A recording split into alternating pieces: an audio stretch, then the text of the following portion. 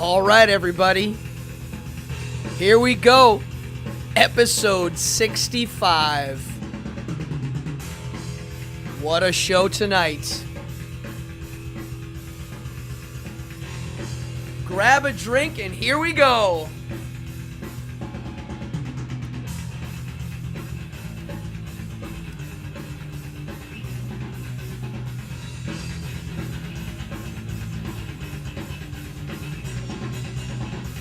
All right, here we go, folks.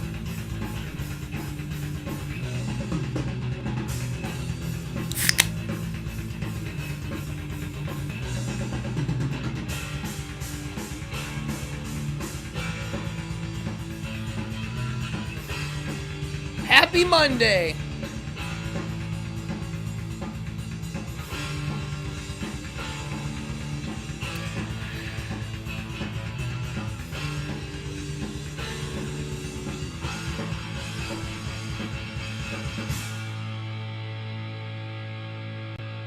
And time for vinyl.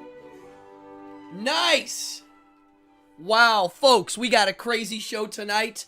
What's up? This is Evening Hour. My name's Cardone, and this is episode 65. And we already have a crowd coming in. Wow, people are flying in right now. Come on in, grab a drink, grab a soda, grab whatever you need, because we have a show like you can't believe. I'm just making sure we're all set up here. I got a guest tonight like no other. We'll get to that in a second.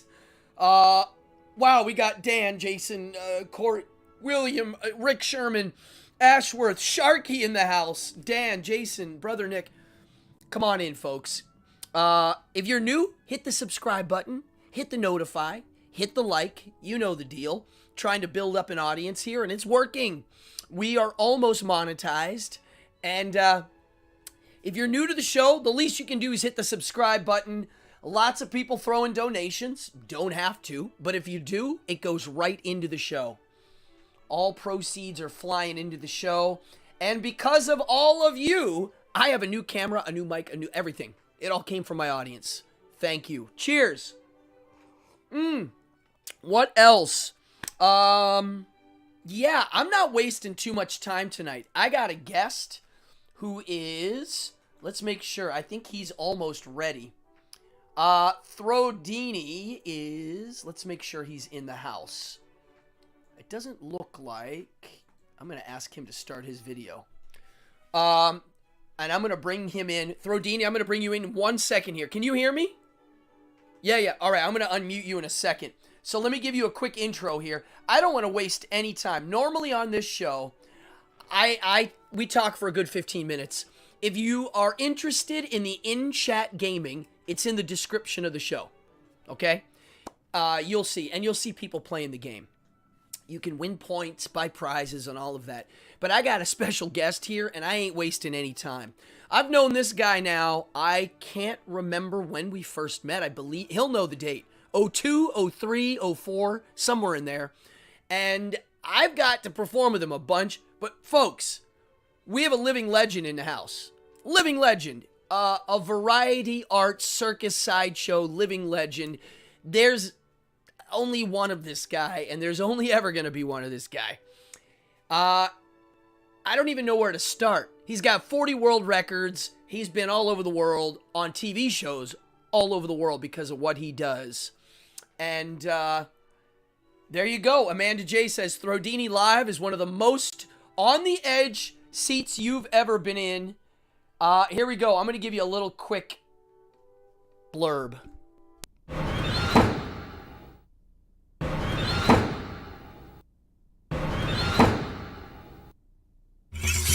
All this expert needs is a skilled hand and a girl with guts. This is a guy that throws real knives, machetes, axes at a beautifully, scantily clad woman on stage. What could be better than that? The Guinness Book of World Records lists him as the world's fastest knife thrower. 10 knives in 4.2 seconds. My first guest tonight is the world's fastest knife thrower.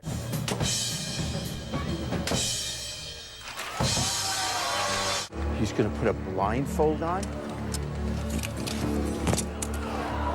This is crazy.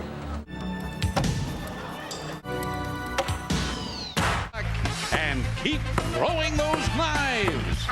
We'll be right back.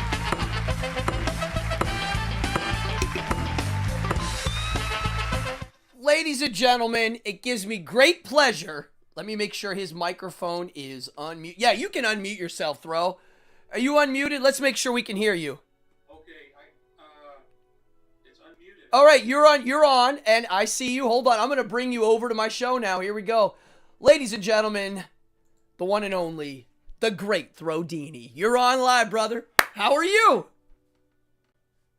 Hi, Adam. How are you? I got to correct one thing, Adam. Yes. Before we go any further. Yes. You said there's only one of me. That's kind of partly true because I'm an identical twin. Oh, that's right. That's right. But he's not a knife thrower. He's That- a kind of ex-Air Force pilot. I met him at your birthday. Great guy. Yeah, some years ago, yes. Wow. And how many? You have 40 world records right now? 44. Oh, see? 44. It's like a comedy act. It's like, well, I only have 44. Wow. So before we go any farther here, because I've known you now for a good 15, 20 years, I'm not sure. What year was your show at the Palace of Variety? Oh, I don't know. Let's back it up. It's 20. This is 29. What the hell year are we in? 2021? 2021. Oh my gosh, I'm losing my mind. Me too. I can't remember. I'm on stage like 19 years. Yep. So that would be 2002 that I first started. That's it. I met you then. I met you in Times Square at the Palace of Variety Theater. Wow. Oh, that's right. Yes, with the Bindlestiffs, right? Yes. Wait, somebody says audio. Wait, hold on. Uh-oh. Hold on. It says they can't hear you. Hold on. That's not good. And I can hear you, so I don't know why they can't hear you. Be there now. Yeah, hold on. Okay. It says audio sounds really low. Hold on. It's so hard to tell what's going on here. I don't know why your audio ain't working. So let's see. How is it now? I don't know. Let's see. It says his audio sounds kind of low. I don't know why. Is it any better now? I don't know. I don't know. It says yours is lower. So you know what I'm going to do? I'm trying to think here. How? So this is why this is nuts, because I'm running through multiple layers of things to get to the people watching. So hold on. We'll fix this. If we have any techies in the house, which we do, I don't know how to bring up your audio on Streamlabs because... Okay, it should be. It says Yeah, you're cranked here. my should be on right now. It's nothing on my end. Yeah, here, I have an idea. Ladies and gentlemen. Okay, go ahead. Let's do a chat. All right. I'm here. All right. Now, here's what I'm going to do. This is, folks, you get to watch live. I'm going to bring you up on... I'm bringing you up on my phone now. I'm going to hear it. Let's do a chat. All right. All right. Now, here's what you know what it is? I know what it is. Throwdini, you're on your phone, right? Yes. That's it. You just have to talk a little louder. Okay, how's that? There you go. That's it. I'll bet that works, because I can hear you. It's just low. Ask the audience if I'm any better. Ladies and gentlemen, let's see. Is it any better? Someone in here is... Okay, I'm doing a sound check. Can you hear me? Yes, I can hear you. Sounds good. I think it sounds good. So, all right, now we have... Okay, cool. I think you're good. I think we're good. So, ladies and gentlemen, if you're in the house right now, do me a favor and let me know if it sounds better. And then we'll continue. And it looks like we have... Adam, you can hear me, right? I can hear you perfect. That's why I'm like baffled by. Cool. All right, folks. Throwdini, where do you, my question to you, the big one, and it's funny, I've known you for so long. Where did you start with this? Because I know you've been around a long time and you've accomplished many great things. So. Well, okay, the real quick backstory is a line that I used to start my show with back in the early Monday Night Magic days, some 15, 18 years ago, which was, good evening, ladies and gentlemen. My real name is the Reverend Dr. David Adamovich, retired professor with a doctorate in exercise physiology, paramedic, pool hall owner, professionally trained chef, ordained minister, and in my spare time, I throw knives. And my friends call me Throw. That sums it up as best I can. I love it. I mean, what was when you were a kid, did you see a knife thrower perform? Because most people have never even seen a live one. Well, the answer is absolutely not. I didn't start throwing until I was 50 years old. That is mind-blowing. When I had, after I left, I was a professor for 18 years. I left the university. I was teaching electrocardiography, electrophysiology, and biostatistics, and exercise physiology. I left the university, went to emergency medicine management, and then from that,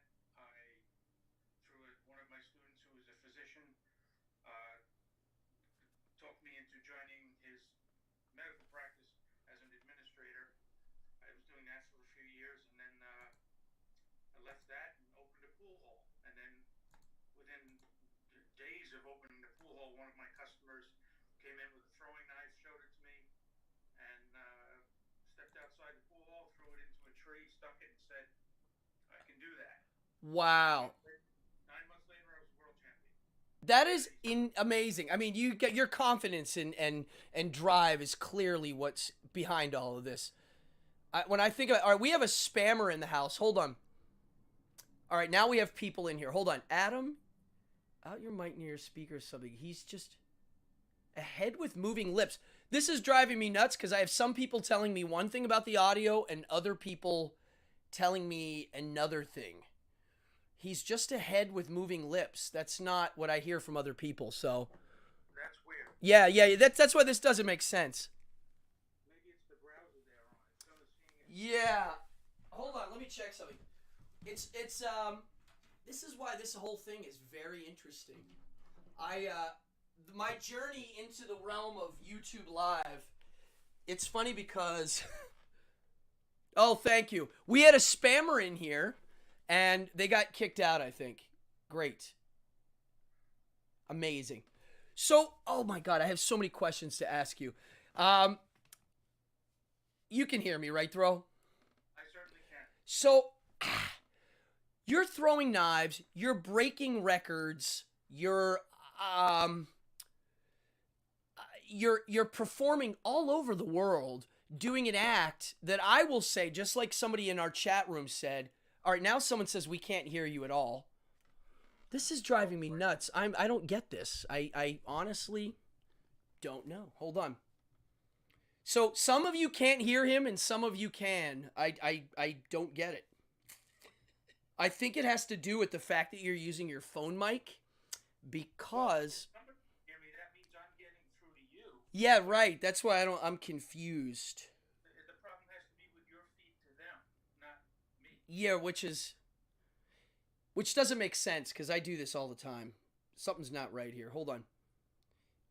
I'm checking it right now. So, one second here. This is why I do card tricks. And you throw knives. How is your teching? Are you good at tech? Because I am. No. All right, let's see here.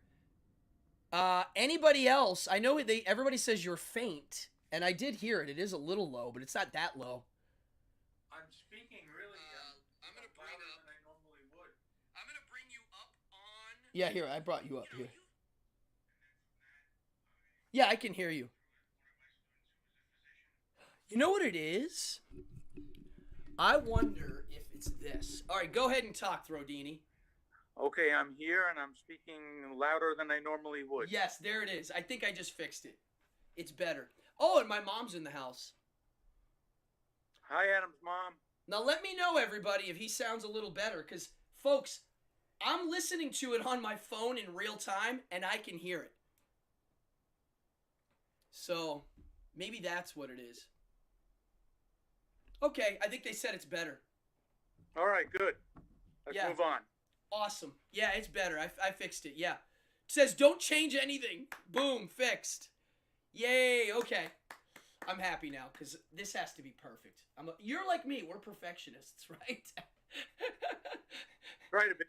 I mean, your line of work is... So, whenever I describe your act, Throwdini, I tell everybody that it's out of the variety arts, the inherent drama built into your act is the top of the line. It doesn't get any higher. And watching you perform, you blow away the magicians, the jugglers, you go farther. Yeah, you go all the way. So, what do you think? What are your thoughts coming from a knife thrower's point of view about what you do? I mean, it's such a unique thing. Do you feel how special it is? You must. No, it's just what I do, and it was a natural talent to me when I picked it up. Yeah. I was very good, very fast, and I can literally, as crazy as this sounds, not throw for 3 months, 6 months, 9 months, or a year, and then within 10 minutes or even less of picking up a knife, I'm right back to where I was, the day before I stopped. It's just a natural talent. It's like riding a bicycle for me. That's so wild that you found your thing. Like, that's it, right? You were a gymnast when you were young, correct? Yes, I was. Junior Olympic Junior Olympic champion on the high bar and parallel bars back when, like, 64. So that means you have muscle memory unlike any other human. Maybe that's... Well, I don't know. I think I can do a handstand anymore. But it was a piece of cake back then, but now might be a little harder. Oh, wow. Now, out of the your world record stuff, I mean, you've got speed and accuracy and the distance, and I mean, you've told them all to me. Out of all of those, which one is your favorite to do? Like, when you're doing it, is there one that you're like, this is fun? I'm sure there's ones that are annoying to do. Is there any ones that you enjoy? Well, a lot of them is speed because I'm throwing it about a half second per knife. Wow. Or, the distance one I did threw a 14-inch knife into a 12-inch round at 101 feet. At 101 feet, it was a Yeah. 12-inch. I describe that as why they say in the circus you don't mess with the knife thrower. Yeah. Yeah, it's like he throws knives and he can hit anything he wants. I saw you once yell at someone in the audience that yelled like, hit the girl or something, and I saw you kind of go like, yo, don't ever say... You got really aggressive on him, and to me, that was like a really cool moment. I was like, it made me proud to watch a performer take charge of a situation where some dummy's yelling some foolish thing out, because you need concentrate. You're in the zone. Yeah, that was at the burlesque show we did. Yeah. In the Lower East Side. Yeah, someone yelled out. I have a very poor tolerance for hecklers, especially when they're saying something like, hit her. That like really sets me off, and I end that crap immediately, right dead in its tracks. I've stopped, I've pointed a knife at someone, and I said, don't F with the knife thrower. I love it. The rest of the audience just, literally gave me a standing ovation for putting an end to it immediately. It's a beautiful moment. I mean, that's whenever I have a heckler, I first make a joke, and if that doesn't work, then I go for the jugular. I really do, because I mean that's it. I posted a video today on Instagram. If you look at my stories of my rock and roll band, somebody trying to attack us, and we are like vultures on. We're like we like hammer them right away. No time for that. Wow. So you're throwing knives. You're getting to travel the world. You're on TV. You're flying. It's such a unique and scary and dramatic act that clearly it appeals to everyone, right? I mean, it's transcends all language barrier. I would hope so.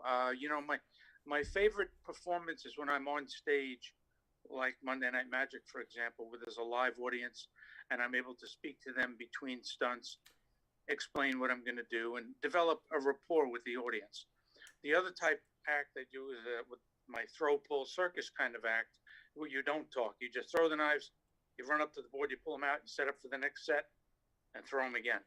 Yep. But when I have that opportunity to talk to the audience and develop the rapport and the relationship, that's when I absolutely shine.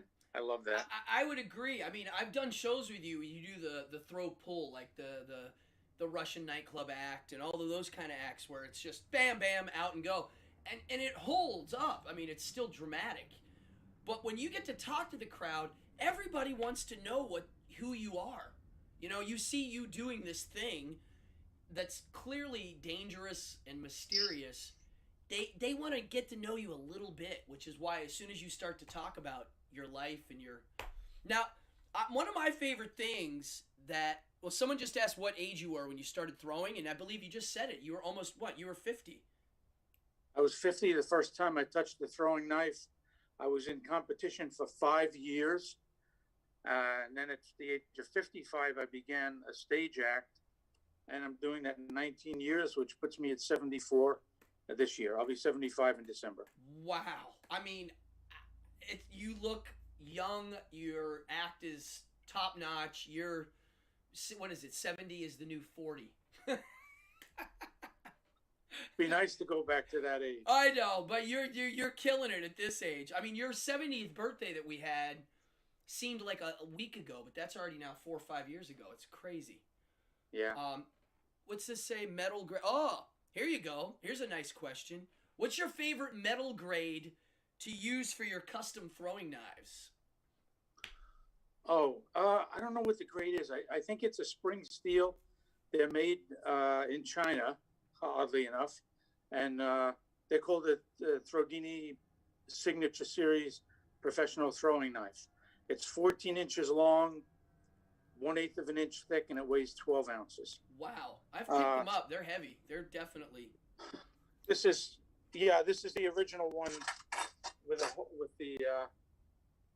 hole in it, because Beautiful. the first ones I made were from lawnmower blades, and that's what the hole in the middle is. Then all the subsequent versions were made without the hole by regular knife manufacturers. Wow, and where can one purchase the signature Throwdini knife? I know there's a couple places. Western Stage Props in Las Vegas. Western Stage Props. Remember that, folks. We have a large group in here right now watching. Western Stage Props, Las Vegas sells the custom knives. Yeah. Where is your favorite country to perform that you've gone to? Is there one that was like clearly that was amazing? Oh gosh, I think I'm up to 21 countries by now. No, sorry, it's 13 different countries and some 21 or 22 international trips.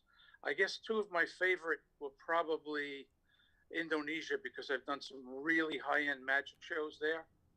I'm not a magician, but I perform in magic venues. Yeah, that's how I met you. I mean, and also we did the National Circus of Cuba, and that was pretty interesting. I was the first knife thrower in Cuba in about 55 years. Wow. I mean, and I was there by invitation, which is pretty cool. That's an amazing thing that you got to do. I can't even imagine. I got to tour. I've done magic in other countries, but the one that I did a lot of in other countries was the rock and roll game, and you know, different cultures react differently. You know, like magic, for instance, as I'm sure you know, it depends what country you're in and how they respond, you know? And like Caribbean cultures are a little more superstitious to magic tricks. Has there been one culture that for you the knife throwing is like it doesn't jive?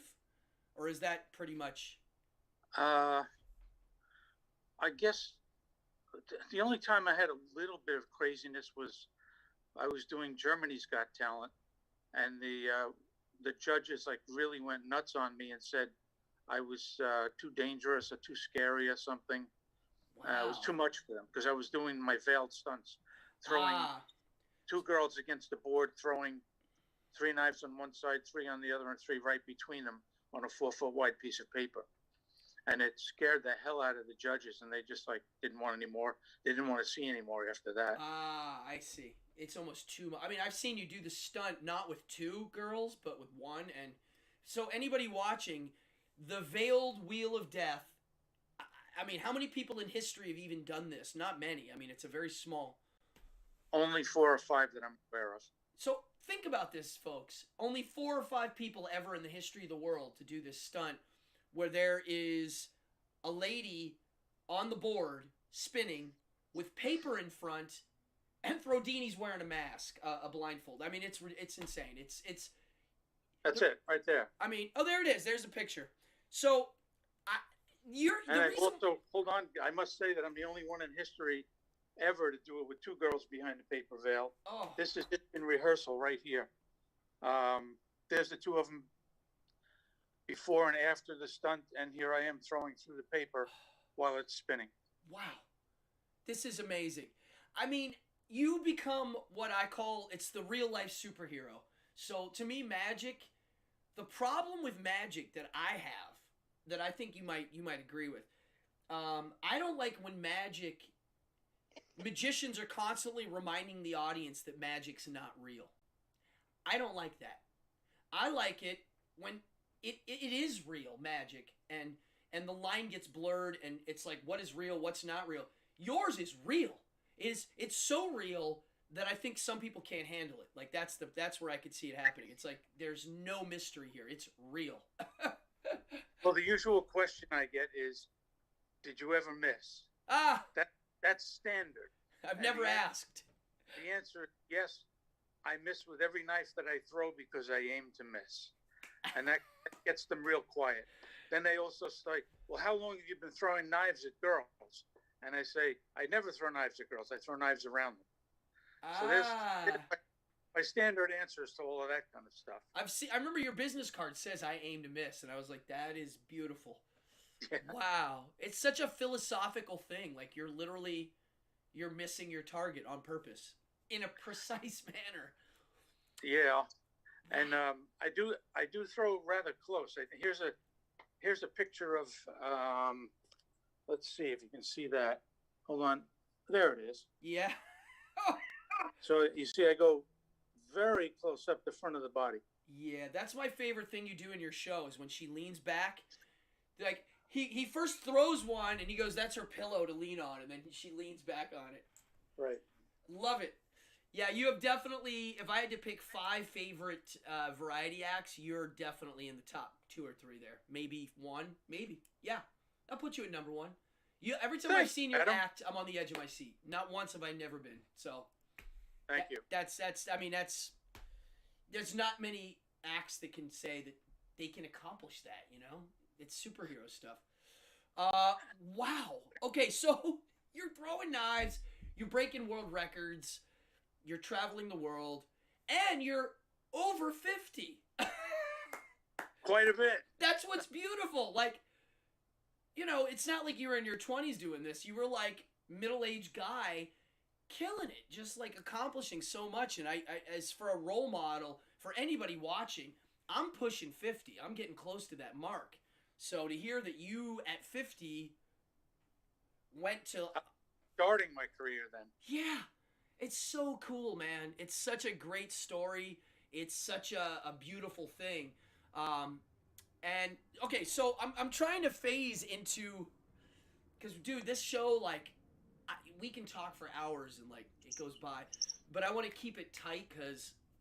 Okay, Adam, let me interrupt. Yeah. I'm on the cell phone. I can't see how much battery time I have left. Yes. So let me divert for a second. Yes. I'll give you like the 1-minute quick tour here of Throwdini Central, where I'm talking from, and then I'll go downstairs where the serial killer stuff and some other stuff is, and I'll plug the phone in and talk from there. Let the phone charge a little. Yes, right? yes. So his house has multi-layers, and you're upstairs, right?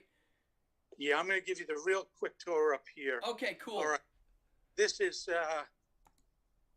some banners of shows that I've been in. David Blaine was here. I was showing him how to throw.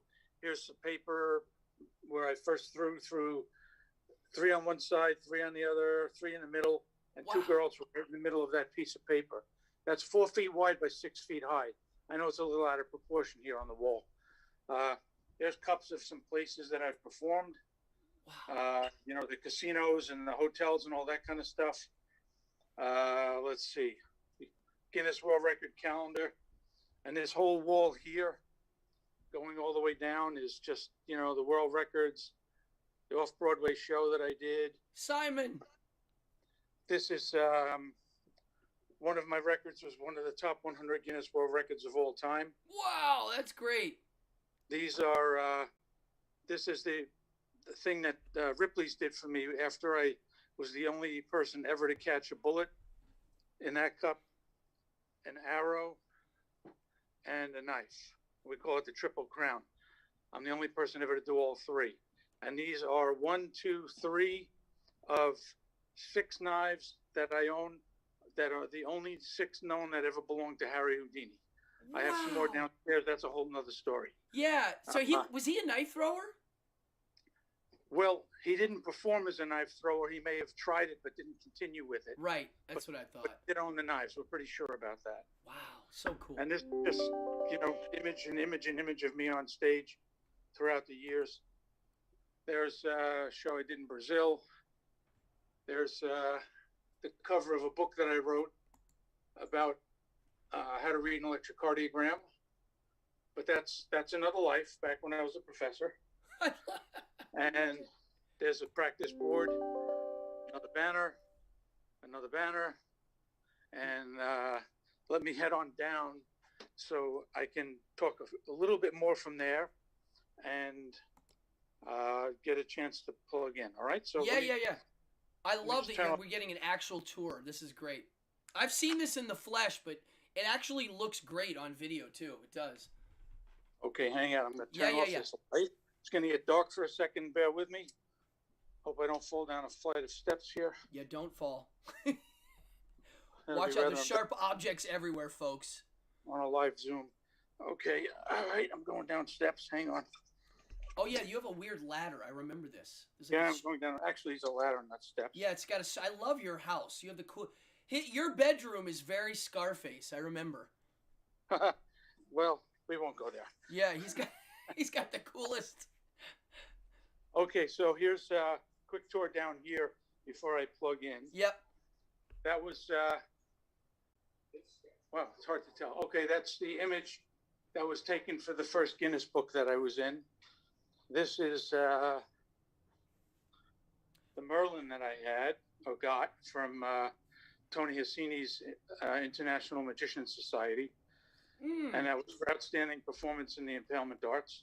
Love it. Those trophies that Lynn and I got for being in the Cuban National Circus. Wow. By the way, Throwdini's a good cook, too. This is... Oh, yeah, that's cool. There's Houdini's handcuff key. And love it. That's after I did the Veiled Double Wheel of Death, and I tore the paper away. That was a performance on stage for the Society of American Magicians. Oh. There's my plaque as the 74th president of the Society of American Magicians, Parent Assembly number 1. That's right. I always forget you did that. That's cool, man. That's a banner that Lynn had made of us. I mean, you're clearly an honorary magician, even though you're not technically a magician. Another banner. That's when I did the Veiled Double Wheel of Death. See down there? Double Wheel of Death. And there's head up and feet up behind the paper. Wow. This is some serial killer stuff. We'll get back to that. And I'll just show you the those Houdini knives. Yeah. Bear with me. Okay, so there were 3 upstairs, and there's 3 right here. Wow. There's 3. This is another circus. This is a circus thrower's knife from the turn of the century, like 1800, 90 into 1900. What's the stylage now? They're very different looking than the newer ones. Yeah, that's my style right there. That's a Throwdini thrower. So it's completely different than what Houdini Yeah, used. It's a little shorter, but it looks heavier almost. Yeah. Okay. So I'm gonna plug in Mm-hmm. and talk to you for a moment. Yep. As I charge and then we'll continue on with some of the other stuff.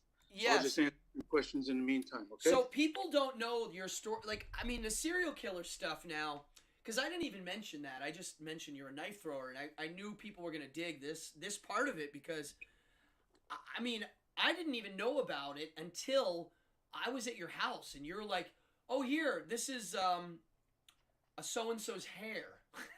I was like, I think you handed me, maybe it was Charlie Manson's hair? I don't know which one. It was somebody's hair. Yeah, I'll get to that. I took some stuff out to, boy, I'm sorry, I'm getting a glare on my glasses from the computer screen. Wait, maybe I can cut that down. Yeah, that Perfect. looks fine. Okay. Yeah, that looks cool. great. You also took me in your garage and showed me one of the Heaven's Gate beds. Right. We no longer have that. We sold that to someone who's a Heaven's Gate collector. Wow. But all the other stuff, the audio tapes, 9,000 letters, the hair, over 100 and something paintings from the serial killers. Those toilet paper rolls, that was crazy. Yeah, it's actually coming to fruition now because we have a podcast that's currently being taped as we're speaking, in which Liz Rom from the show Law and Order is the host, and the narrator is Eric Roberts, Julia Roberts' brother. Wow. And the name of the podcast is called The Killer's Vault, and you can get it on Spotify and Apple Podcast. It's on all the major podcast things. So if you go on there, hunt for Killer's Vault and subscribe to it, and then you'll get a note when they go live. Killer's Vault. Killer's Vault. Okay, yes. There it is. There's a podcast on now. Let's talk about this serial killer collection and how it came to you, and because it's kind of in the right hands now. I mean, you know, some of these things in the wrong hands get dismantled, and okay. Lynn and I, who now own and are the curators of this collection, it's the largest serial killer collection of its kind in the world, and I'm not going to give the name, but it was a friend of mine who did the collecting, and he's now deceased, and we bought the collection from his wife back in 2018, and now it's 19, 20, 21, a couple of years later that we're finally getting to do something with it. It's taken a long time to categorize everything, document everything. It's been a nightmare, but we did it, and now they're using the audio tapes and the letters to create the podcasts of Gacy, Dahmer, Shawcross. It goes on and on and on. I remember when you showed me the stuff. You were like, look, and it's like so much. It's shocking. It's file cabinets and file cabinets. The thing that amazed me, and I don't know if you remember I said this, I was like, there are secrets in here that nobody knows about. It's right here. There's too much stuff for people to piece through all of this. And the letters, like the Otis Toole guy and the Henry Lee Lucas stuff, like they have their letters, and there's definitely stuff in there, clues and stuff to new stuff. Yes, there's one guy, Lynn, what's his name? Gross? Gore. Gore was, some of his victims have not been identified yet, or like cold case stuff. And there's some evidence and clues in the letters that might lead to opening those cold cases again. Wow. And that would be just amazing if we're able to solve something based on what was uncovered in these letters. That is great. That means there's a positive thing. You know, some people don't like the serial killer stuff. They think it's weird and gross. And I personally, I mean, obviously, I'm fascinated with dark things. And I'm curious to your thoughts on it. I'm one of those persons that, like, if you study this stuff and you get to know it, A, it's not scary, and B, you understand where it comes from, and you can see other sides of it. I mean, it's like, I don't think the FBI started doing psychological exams until the 60s. You know, like, it's new to, like, examine how their brains work, you know? Yeah, that show, The Mindhunter, was about that. And yeah, one of the characters that they used in that show was Ed Kemper. And just to bring you up to date on that, let's see. Hang on one second. Let's turn this around. There's a binder of letters by John Wayne Gacy, Ed Kemper, Oh, wow. Jeffrey Dahmer, Ramirez, the Night Stalker, Whoa. and Joel Rifkin, who was the guy who murdered a bunch of prostitutes out here on Long Island and New York City. Wow. Here's a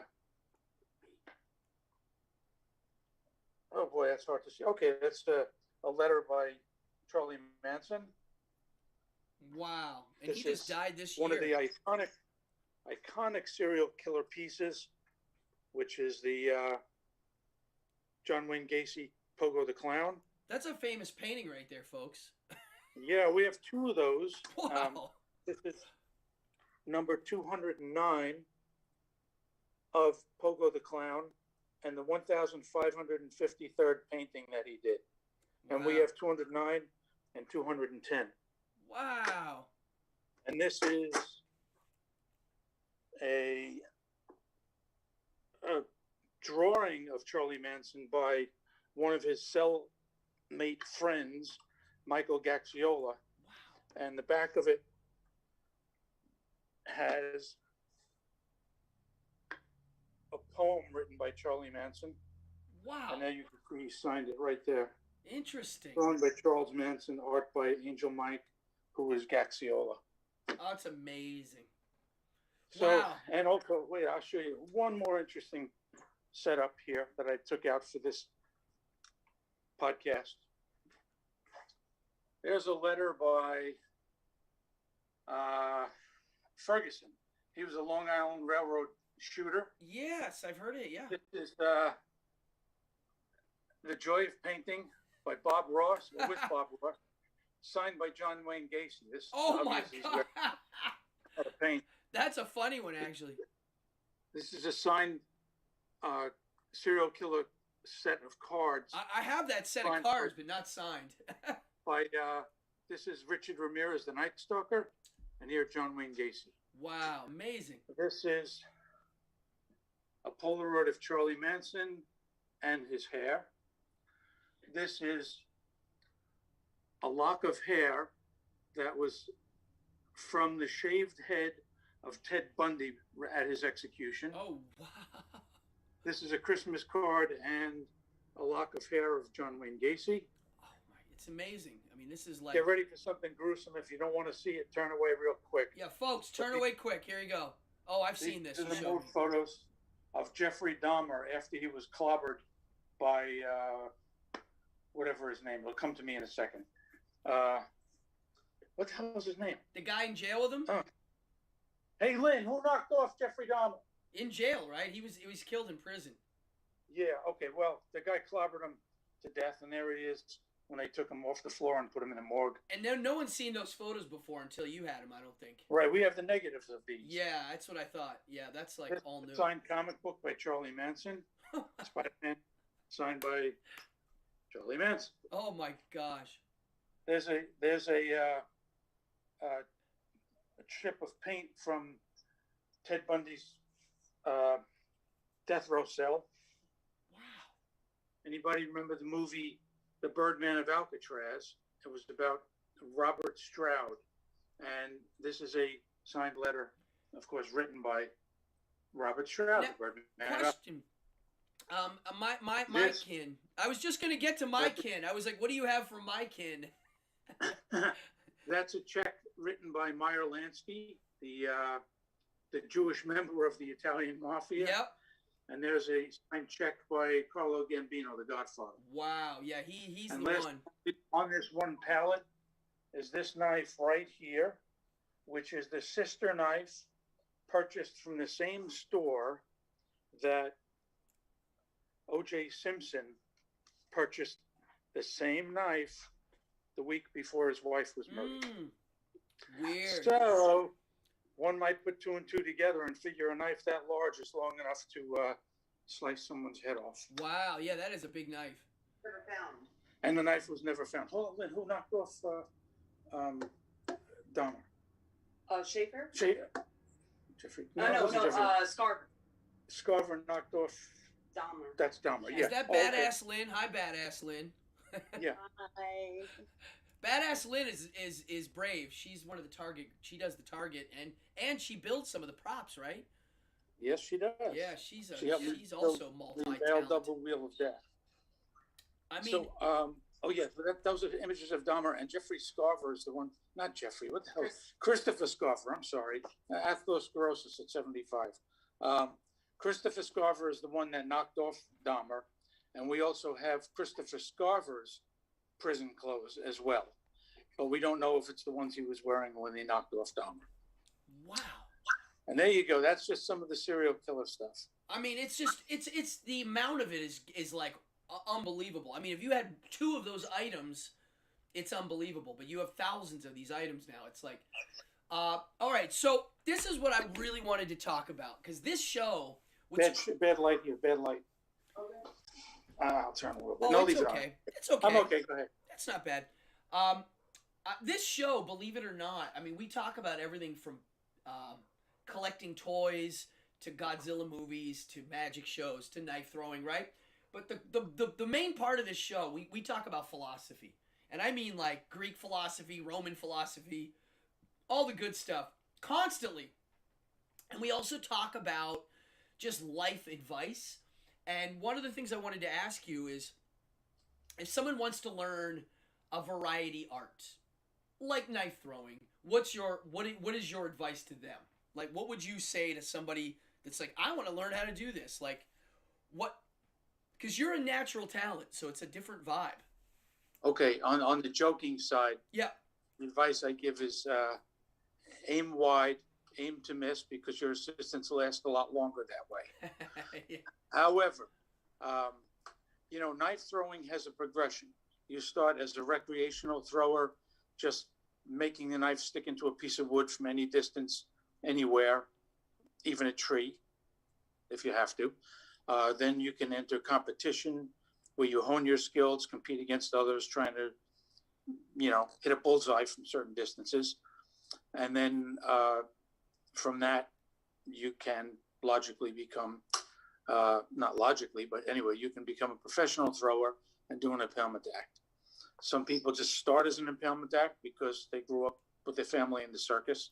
But for me, it was recreational thrower, competition thrower, professional thrower. Right. And I mean, and the confidence. You also, gotta let me be say confident. that it's not suited for everyone, because to me, it was a natural talent. I just picked it up, and I was probably as good several months after I started as I am now. I just refined the skill, honed the skill, and knew what I wanted to do. But there's so many people I try to teach how to throw a knife. It just doesn't happen. No matter how I teach them, no matter what I show them, they just can't throw the damn thing. Well, Lynn? Without being shown, though, anyone can throw a knife. Right. Okay, she's chiming in to point out that the act itself, show business itself, is entirely different than to just throw a knife. Yeah. There's a lot of people out there who can throw a knife and make it stick, but can they do 20 minutes of a live show in front of an audience and hold their attention? Exactly. Because once you throw the first knife and it sticks, that's what you're doing with the next 90 knives in the act. But what are you doing different about each set of knives, each profile around the person, each stunt that gets more difficult, to show that not only can you throw a knife and make it stick, but you're doing something exciting and magical with it. That's it. That's where it comes in. That's where the talent comes in. That's where, if I went out and I did one magic trick, would I call myself a magician? Sure, I can do a card trick, but would I call myself a magician? Can I be a Cardone as a magician? Hell no, because you have an entire repertoire that you're doing to entertain people with one trick after another. Yep. In fact, because you're so damn good, you might be able to do 3 tricks in a half hour. That's what I do. Build an entire routine around 3 tricks. That's kind of my game. That's really amazing, because you can tell a story with those cards. The amateur magician is pulling out the next trick before he finishes the first one. Yeah. And he's got a box full of tricks, and he just can't do enough of them in a half hour. That's The it. great magician basically tells a story with 3 tricks. It's amazing. Yeah. And so, knife throwing is the same thing. I'm telling a story with my knives. I'm building a relationship with the audience. They're falling in love with my target assistant, my target girl. And they have this, at the end of the show, I know I did well if every woman wants to be like her and every guy wants to be like me. Dude, that's it. You just said it. Every guy wants to be like you. Every girl wants to be the tough girl that's brave and able. It really is a beautiful, simple. How simple is that?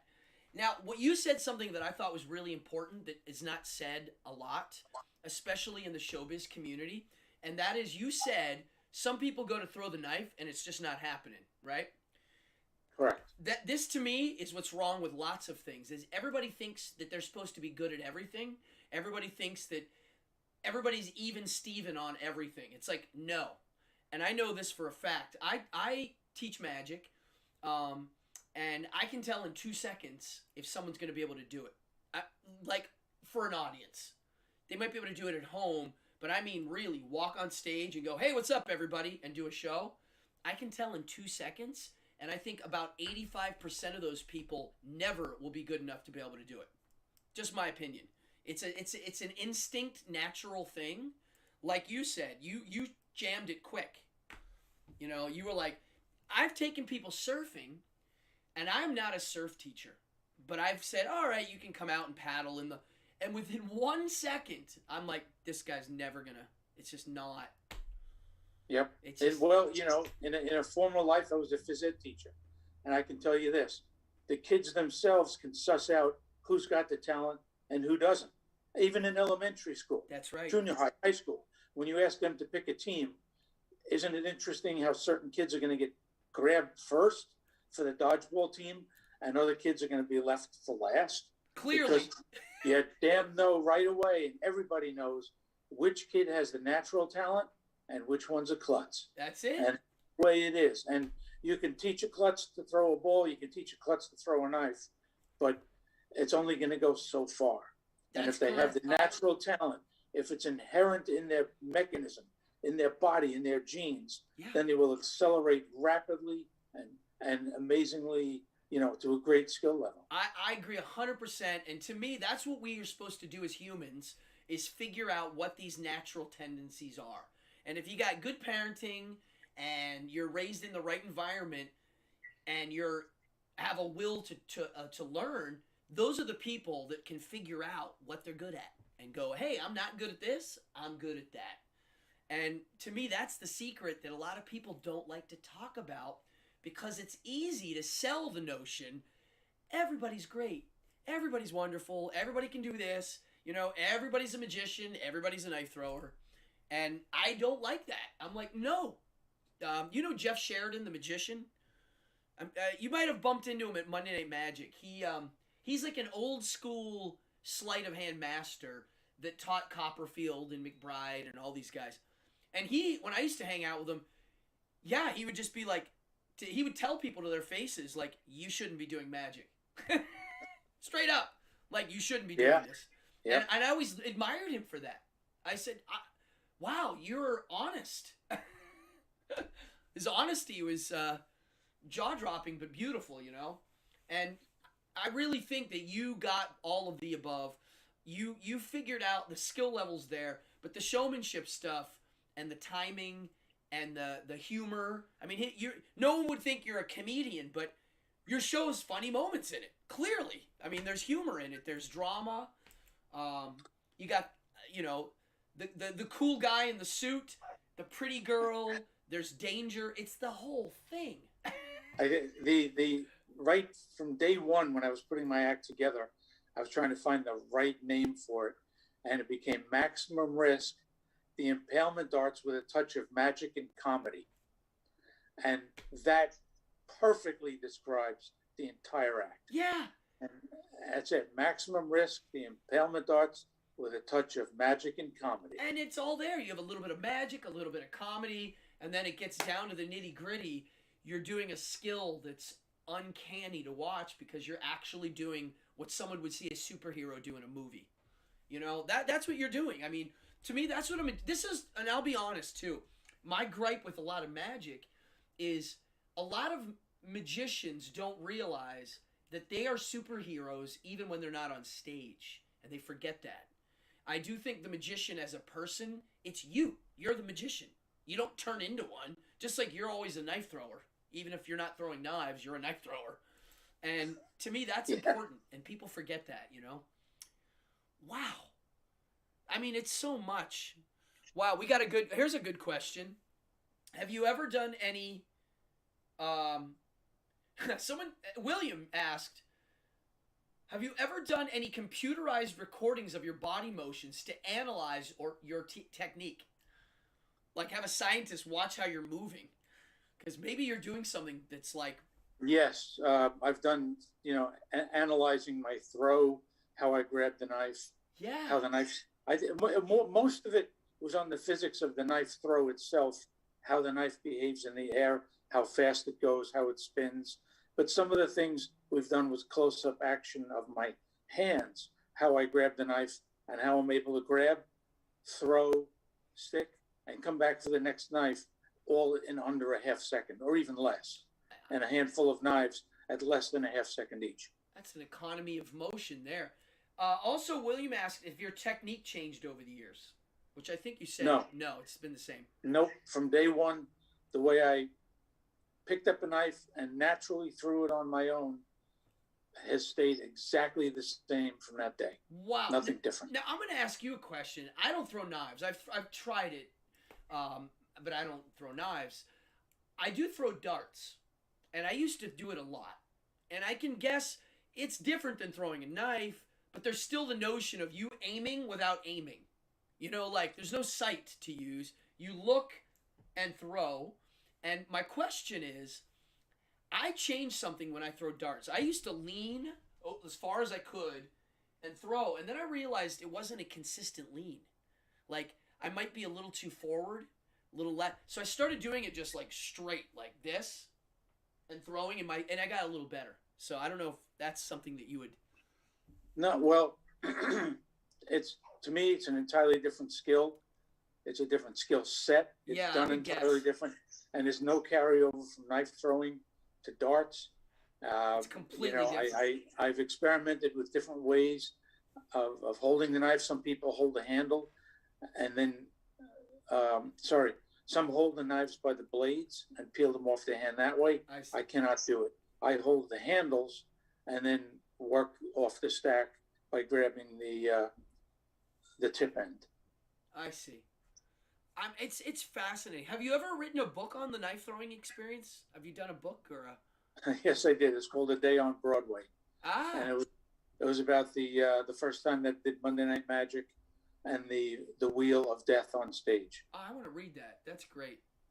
I'll send you a copy. I would love to read it. I will definitely read it and share it on the show. I mean, yeah, I'm just it's an honor to know you as a friend, and but we don't ever chat this kind of stuff when we're hanging out. We're usually chatting about all sorts of food and stuff, or fishing, or talking about our assistants. Yes, exactly. and that's that's how I know you. Like, we don't sit and I don't ask you a million questions about knife throwing. Actually, I don't think I've ever really asked you a knife throwing question. How nuts is that? I really haven't. Probably not, right. I just no need to. When we're backstage, we're talking about day-to-day stuff. So it's like I'm always like that with performer friends. I know them as people, and their art form to me is just part of them, and I don't ask them about it. Which is weird. Wow. Well, we're gonna wrap it up here because, yeah, it's been an hour. It's Monday. You can bounce out in a second, and I'm going to talk for a second. And I'm just going to throw a final plug in. Yeah, plug everything you need to plug. Okay, my website is knifethrower.com, and the serial killer stuff is serialkillermurderabilia.com. Serialkillermemorabilia.com. Serialkillermurderabilia.com, knifethrower.com, and the podcast is Killer's Vault. KILLER''SVAULT. And someone's asking if you're going to be performing anytime soon anywhere. Oh, terrific. Good question. Yes. Thank you. Here comes another plug. 1 week from tomorrow, Tuesday, May 25th at 8 p.m. on Fox TV. It's the season finale of the show Game of Talents. Rumor has it there's a knife thrower on there. I can't wait to see that rumor. Wow, that's great. And also, I now am booking a weekly show out here, a variety, and it's starting to pick up. So I'll keep you posted. Thank you. I want to do another boardwalk extravaganza, one of those strongman style things, and knife throwing goes right in with the strongman. I mean, it's all. We did a little street thing together in Coney Island years ago. You did your water tank escape. Oh, I didn't perform. I think I was there to. I remember you there to do something. You were there. Yeah, I was judging strength world records. That's what it was. But you did do a Rockaway Beach with me here. We did one of those last year. Someone just wrote, Freeport loves Throwdini from Brother Nick. Yes. I love Freeport. That's a great spot. That's a cool little area. Yeah, I'm right on the nautical mile. It's beautiful. I love it there. So I live on the ocean here, and if you go down that way, 30 minutes, that's where you are. He's that away. Yeah. Up that way. Beautiful, Throwdini. Wow. This has been fun, man. Adam. Thank you. Thank you for doing this show. A lot of people were psyched you were coming on. You had a lot of fans in here. All your guests should know you're a great guy. It's an honor knowing you and working with you, both professionally, on stage, off stage. You're a very unique guy. That's all I got to tell you. Thank you, I'm brother. sure everybody knows it. I love you, Bram. That means a lot coming from you. Thank you. You rule, and I hope we get to hang soon and eat some good food. Because when I think of you, I think of good food. Great, we're on it. Okay, thanks everybody. Thanks for watching. Over and out on my end. Yep, you can log out. Thank you, everybody. Thanks, everybody. I'm going to stay in for a second. Bye-bye, Throw. Peace out. Wow. Okay, let me end that. Hold on. Now let me know, folks. Can you guys hear me now? Let me know if you guys can hear me. Oh, my sister's in here. I didn't see you jump in, Yvette. Wow, cool. So if you can hear me, I hope that you can hear me. I'm juggling programs here. And sorry about the beginning being a little fuzzy. That was... What the heck? Oh. Yeah, the problem with all of this tech is you never know what buttons are toggled and which ones aren't. Yes, folks, Throwdini's an awesome man. He's going to be one of those dudes, when we're all dead and gone, there's going to be people still talking and writing books and making movies. He, before he started throwing knives, he's a reverend, doctor, restaurateur. He said a phys ed teacher. I didn't even know that. I mean, he's a great guy. And he knows how to make a mean ravioli from scratch. I love it. It's an honor to be his friend. Well, it is Monday night. I love Mondays. What time is it? Yeah, it's 9:05. Monday's one of my favorite days. I get up. I map out my week. I catch up on little things that need to be done.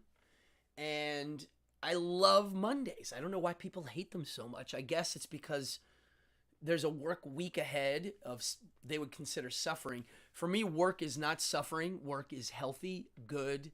I enjoy it, and my work is my life. I mean, I've been hustling work my whole life. Showbiz, freelance work. And so, yeah, Mondays is the first day of the week I get to do my hustle. I do like the weekends. I do. I love my weekends. But Monday's the day I like the best because I'm starting to knock off things that need to be done. So, wow. Well, okay. So if you're new to this channel, hit the like, hit the subscribe. It's the least you can do. I'm starting to get on a roll here. More people are jumping in. People are playing games in the chat. Prizes are getting sent out. And I love doing this show. We have a really good crew of people that come all the time that chat. And some of my shows are very oriented to people in the chat going back and forth, especially the philosophical episodes. The ones where we have guests and stuff, people kind of sit back and watch more. But it is an interactive show. Whoa, we had a troll in here tonight. It's so awkward when they're in there doing their thing. I'm like, what are they doing? Like, what?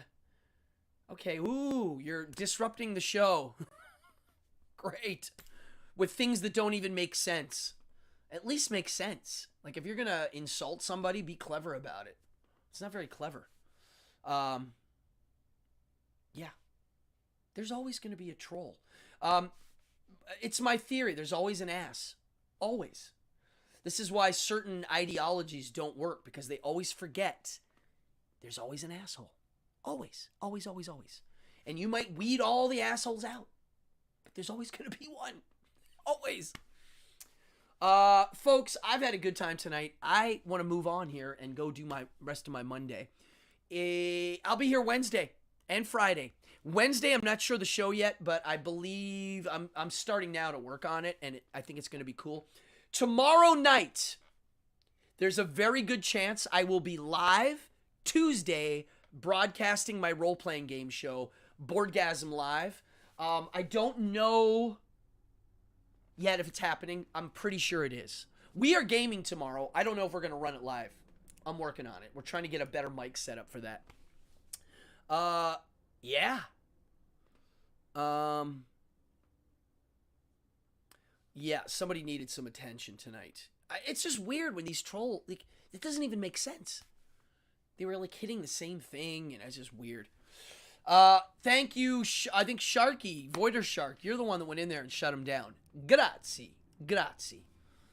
Wow. All right, I'm out of here.